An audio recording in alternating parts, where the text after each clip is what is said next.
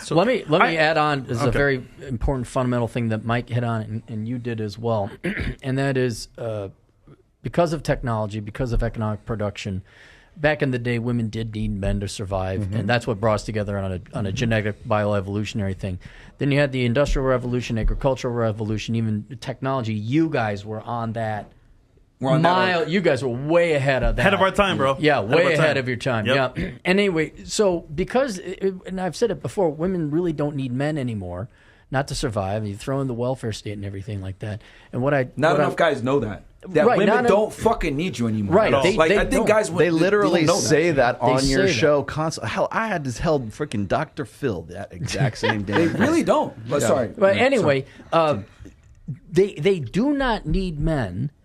And what younger men have to realize, I don't care how long marriage has been a tradition, I don't care what your religion is saying, women are absolutely different now.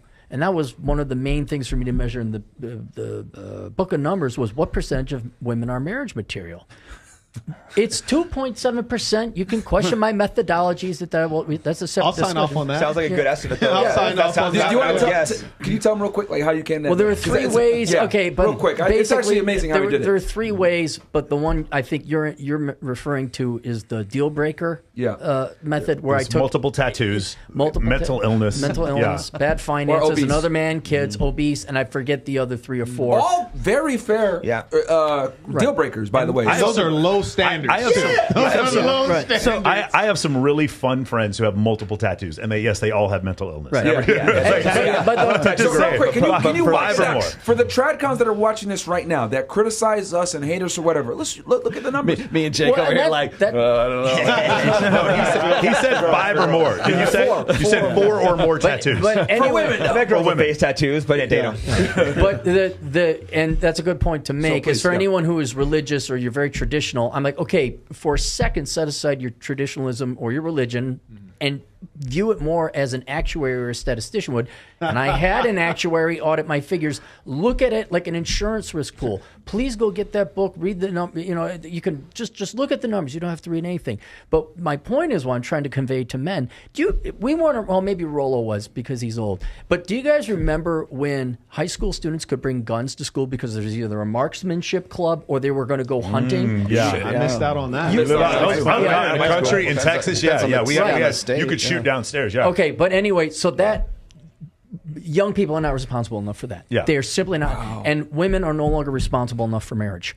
It just generally speaking, because the environment has changed. So I have a theory. So women need marriage classes and men need like gun classes. That'd be a good idea. So we interviewed, let's say, I want to say altogether, maybe like over 5,000 girls. Almost 3,000. All of us. Everybody here. Oh, yeah. Everybody, right? Yeah. So easily, here's my theory, especially with today's, I want to say women's behavior today.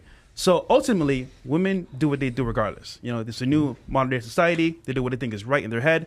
But my thing is, for a man, I've found that a woman will only do what you tell her to do if she respects you. Yes. So, for example, the bottom 100%. line here is like, if you want to test a woman for a good wife or good tenant to be with you, for example, long term, I would say she's going to do behaviors by herself to get to you.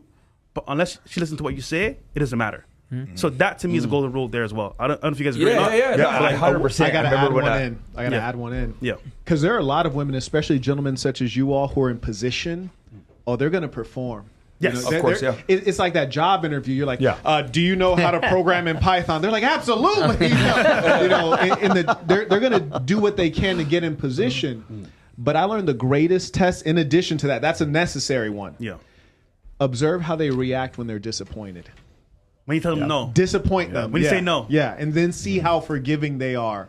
And that lets you know the stickiness of the woman. Is she a flighty woman? Yeah. You can also add to that, watch how she behaves around people that can do absolutely nothing for her. See how Tell me more about that one, Rollo. Yeah, okay. No. Who can do sir. absolutely nothing for her. I mean it's one thing, like I hear the reason I came to that conclusion was is that there's a lot of women who will say, well, I always make sure and see if the guy will tip, or he'll be like rude to the waiter, or he'll be rude to the store clerk or some shit like that, and trying to impress me by being an asshole with them rather than like understanding, like being personable to all the rest.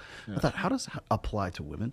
Okay. And like we have this one example where we talk about like, yeah, you know, did you go to CVS before you came into the show today? Yeah. Did you mention? Do you remember the short Filipino guy that was stocking the shelves How before? about that? Yeah. And no, you didn't, because he's invisible to you. That's what I'm saying. Like, how do women relate with people who can do absolutely nothing for them? You want to hear something interesting? I literally came to this like yesterday, this realization, and it just hit me. Like, I've noticed this trend, but now I'm like solid in it.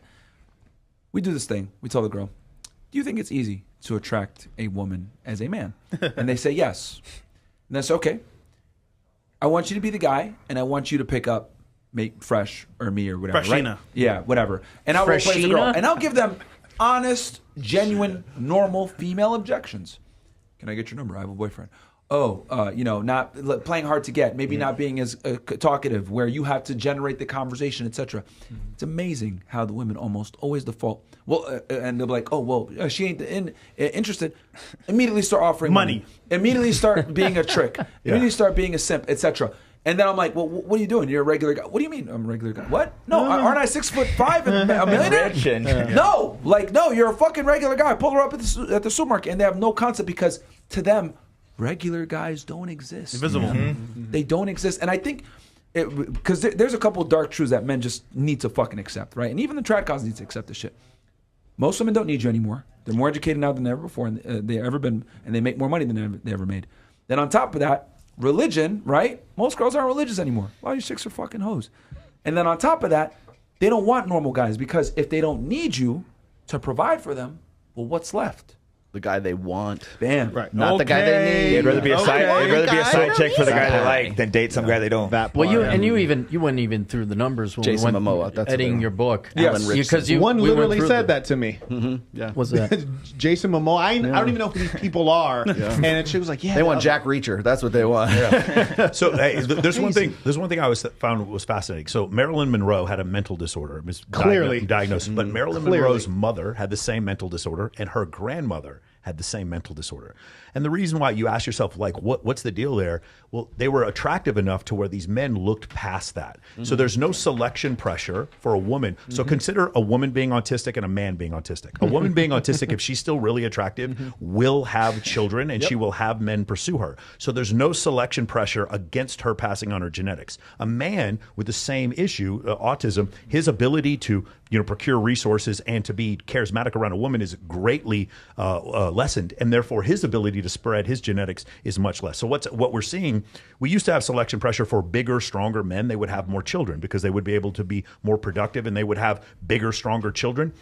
And since 98% of the U.S. population was agricultural back in the 18th century, there was big, strong men who had more kids. So testosterone levels were higher. We've done measurements where testosterone levels have dropped since the 1950s.